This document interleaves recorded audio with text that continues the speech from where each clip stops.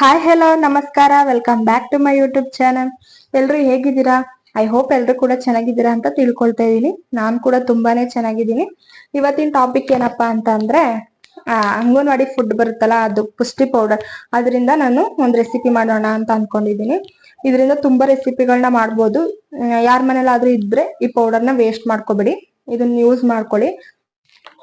ಇದು ಹೆಲ್ತಿಗೆ ತುಂಬಾ ಒಳ್ಳೇದು. ಸೊ ಇದರಿಂದ ನಾನು ರೊಟ್ಟಿ ಮಾಡ್ತಾ ಇದ್ದೀನಿ ಇವತ್ತು. ಯಾವ ತರ ಮಾಡ್ತೀನಿ ನಾನು ಅಂತ ಹೇಳ್ಬಿಟ್ಟು ನಿಮ್ ಜೊತೆ ಶೇರ್ ಮಾಡ್ಕೊಳ್ತೀನಿ. ಬನ್ನಿ ವಿಡಿಯೋ ಸ್ಟಾರ್ಟ್ ಮಾಡೋಣ. ಮೊದಲಿಗೆ ನಾನು ರೊಟ್ಟಿ ಮಾಡೋದಕ್ಕೆ ಒಂದು ಬೌಲಲ್ಲಿ 2 ಚಿಕ್ಕ ಬೌಲಷ್ಟು ಅಕ್ಕಿ ಹಿಟ್ಟನ್ನ ಹಾಕೋತಾ ಇದ್ದೀನಿ. ನಾನು ಇಬ್ಬರಿಗೆ ಮಾಡ್ತಿರೋದ್ರಿಂದ ನನಗೆ 2 ಬೌಲು ಸಾಕಾಗುತ್ತೆ. ನೀವೇನಾದರೂ ಜಾಸ್ತಿ ಮಾಡ್ಕೊಳ್ಳೋದಾದರೆ ಹಿಟ್ಟನ್ನ ಸ್ವಲ್ಪ ಜಾಸ್ತಿ ಸೇರಿಸ್ಕೊಳ್ಳಿ. ಇವಾಗ ನಾನು ಅಂಗನವಾಡಿ ಫುಡ್ ಪುಷ್ಟಿ ಪೌಡರ್ನ ಅದೇ ಬೌಲಲ್ಲಿ 2 ಬೌಲಷ್ಟು ಹಾಕ್ತಾಯಿದ್ದೀನಿ.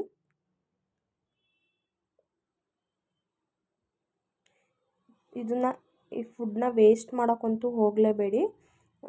ಈ ಥರ ಇದರಲ್ಲಿ ತುಂಬ ರೆಸಿಪಿಗಳನ್ನ ಮಾಡ್ಕೋಬೋದು. ರೊಟ್ಟಿನೋ ಅಥವಾ ದೋಸೆನೋ ಏನಾದರೂ ಒಂದು ಮಾಡ್ಕೊಂಡು ತಿನ್ನಿ, ಮನೇಲಿ ಇದ್ದರೆ ಎಸೆಯೋದಕ್ಕಂತೂ ಹೋಗಬೇಡಿ.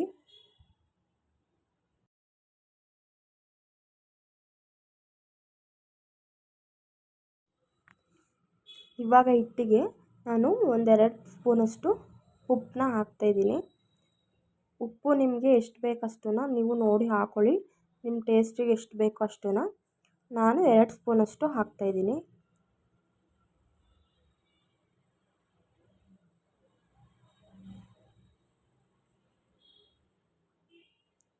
ಇವಾಗ ನೀರು ಹಾಕ್ಬಿಟ್ಟು ಇದನ್ನು ಸ್ವಲ್ಪ ಹೊತ್ತು ಚೆನ್ನಾಗಿ ಕಲಿಸ್ಕೊಳ್ಳೋಣ.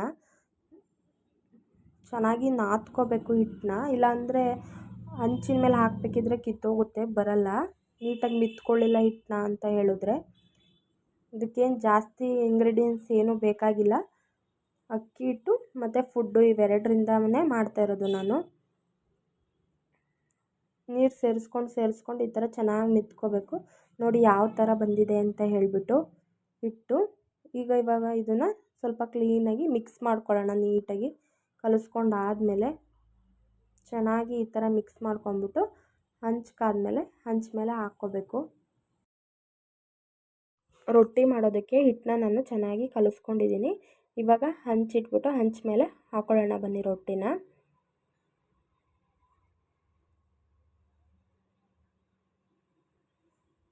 ನಾನಿವಾಗ ಸ್ಟವ್ ಹಚ್ಚಿ ಹಂಚನ್ನ ಇಡ್ತಾಯಿದ್ದೀನಿ. ಹಂಚು ಚೆನ್ನಾಗಿ ಕಾದ್ಮೇಲೆ ರೊಟ್ಟಿನ ಹಾಕ್ಕೋಬೇಕಾಗುತ್ತೆ. ಹಂಚು ಕಾದಿದೆ, ಇವಾಗ ರೊಟ್ಟಿನ ಹಾಕ್ಕೊಳ್ಳೋಣ ಬನ್ನಿ. ಇದನ್ನು ಕೈಯಲ್ಲಿ ಬೇಕಿದ್ರೂ ಹಾಕೋಬೋದು ರೊಟ್ಟಿನ. ನಾನು ಕೈ ಸುಡುತ್ತೆ ಅಂತ ಹೇಳಿಬಿಟ್ಟು ಸೌಟನ್ನ ಯೂಸ್ ಮಾಡ್ತಾಯಿದ್ದೀನಿ. ದೋಸೆ ಮಾಡ್ತೀವಲ್ಲ ಅದೇ ರೀತಿಯೇ ನಾನು ಹಾಕ್ತಾಯಿದ್ದೀನಿ. ನಾನು ಸ್ವಲ್ಪ ಕ್ರಿಸ್ಪಿ ಆಗಬೇಕು ಅಂತ ತೆಳುಗೆ ಮಾಡ್ತಾಯಿದ್ದೀನಿ. ನಿಮಗೆ ಮಂದ ಬೇಕು ದಪ್ಪ ಅಂತ ಹೇಳಿದ್ರೆ ನೀವು ಅದೇ ಥರ ಮಾಡ್ಕೋಬೋದು. ಹಾಕ್ಬಿಟ್ಟು ಒಂದು ತಟ್ಟೆನ ಮುಚ್ಚಿ ಅದನ್ನು ಬೇಯಿಸ್ಕೋಬೇಕಾಗುತ್ತೆ.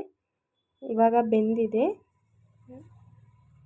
ನೋಡಿ, ಎತ್ಬಿಟ್ಟು ಮಡಚಾಕಬೇಕು ರೊಟ್ಟಿನ. ನೀಟಾಗಿ ಚೆನ್ನಾಗಿ ಬೆಂದಿದ್ರೆ ಅದೇ ಹೆಂಚನ್ನ ಬಿಡ್ಕೊಬಿಡುತ್ತೆ ರೊಟ್ಟಿ. ನೋಡಿ ಯಾವ ರೀತಿ ಬರ್ತಾ ಇದೆ ಅಂತ ಹೇಳಿಬಿಟ್ಟು. ನೀವು ಹಿಟ್ಟನ್ನ ಮೊದಲು ನೀಟಾಗಿ ಕಲಿಸ್ಕೋಬೇಕು, ಇಲ್ಲಾಂದರೆ ರೊಟ್ಟಿ ಹಂಚ ಮೇಲೆ ಬಳಿಯೋದಕ್ಕೆ ಬರಲ್ಲ.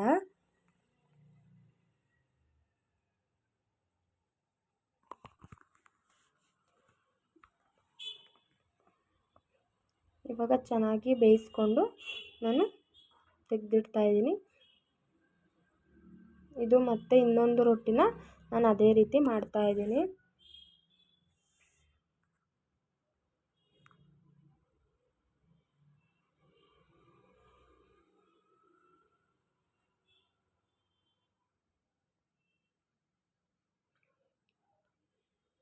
ಯಾರಾದರೂ ಮಾಡಿಲ್ಲ ಅಂದರೆ ಈ ರೀತಿ ಮಾಡಿ ಒಂದ್ಸಲ ಟ್ರೈ ಮಾಡಿ ನೋಡಿ, ಚೆನ್ನಾಗಿ ಬರುತ್ತೆ ಟೇಸ್ಟು. ಈ ರೊಟ್ಟಿ ಜೊತೆಗೆ ನಾನು ಕಾಯಿ ಚಟ್ನಿನ ಮಾಡ್ಕೊಂಡಿದ್ದೆ, ತುಂಬ ಚೆನ್ನಾಗಿ ಬಂದಿತ್ತು ರೊಟ್ಟಿ.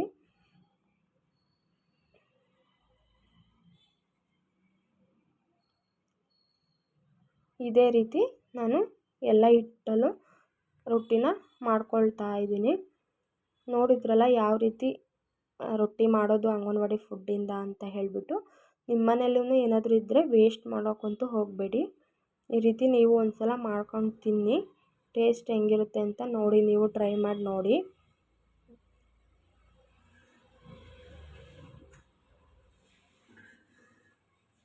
ಈ ವಿಡಿಯೋ ನಿಮಗೆ ಇಷ್ಟ ಆಗಿದೆ ಅಂತ ಅಂದ್ಕೊಂಡಿದ್ದೀನಿ. ಪ್ಲೀಸ್ ಇಷ್ಟ ಆಗಿದ್ದರೆ ಒಂದು ಲೈಕ್ ಮಾಡಿ, ಶೇರ್ ಮಾಡಿ, ಕಮೆಂಟ್ ಮಾಡಿ.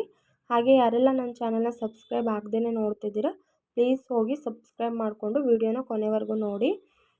ಹಾಗೆ ಪಕ್ಕದಲ್ಲಿರೋ ಬೆಲ್ಲೈಕನ್ನ ಕ್ಲಿಕ್ ಮಾಡಿ. ನೀವು ಬೆಲ್ಲೈಕನ್ನ ಕ್ಲಿಕ್ ಮಾಡೋದ್ರಿಂದ ನಾನು ಹಾಕೋ ವೀಡಿಯೋಸ್ನ ಪ್ರತಿಯೊಂದು ಫಸ್ಟು ನೋಟಿಫಿಕೇಷನ್ ನಿಮಗೆ ಬಂದು ತಲುಪುತ್ತೆ.